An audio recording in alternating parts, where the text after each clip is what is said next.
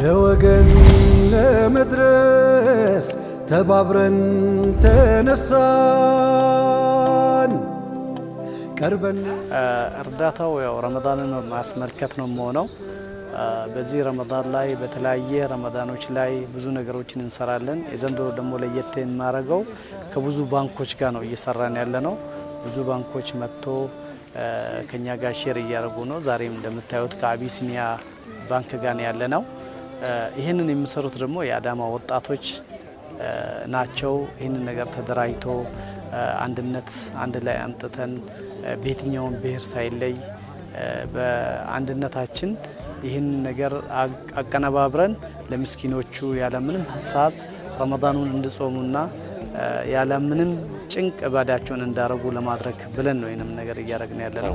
ቢስሚላህ አልሐምዱሊላህ ሰላቱ ወሰላሙ ዐላ ረሱሊላህ ሰለላሁ ዐለይሂ ወሰለም።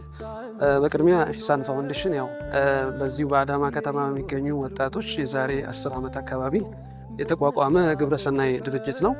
አልሐምዱሊላህ ረቢል ዓለሚን የተለያዩ ፕሮጀክቶች አሉት። አመታዊ አስቤዛ ረመዳን ምክንያት በማድረግ ከዛ ውጪ በዓላት ምክንያት በማድረግ ለተለያዩ ለተቸገሩ ሰዎች እህልን ያከፋፍላል። ከዛ ውጪ በቋሚነት ደግሞ በየወሩ ወርሃዊ የሆነ አስቤዛ ያከፋፍላል ማለት ነው።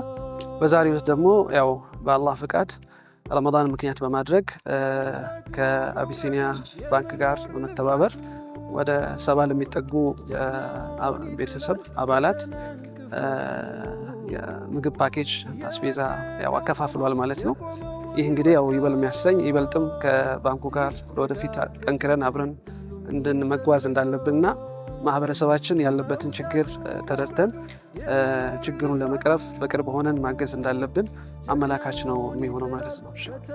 ስሜ ኡስማን አብዱራህማን እባላለሁ። በኡመር መስጊድ የካዳሚዎች አስተባባሪ ነኝ።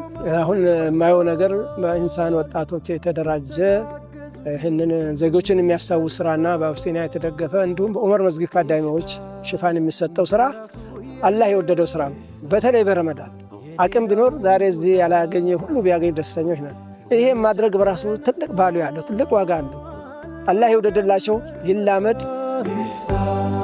የቲምን እንዳባት አቅርቦ ሊያበሽር የታረዘ አልብሶ የታመመን ሊያሽር ወገን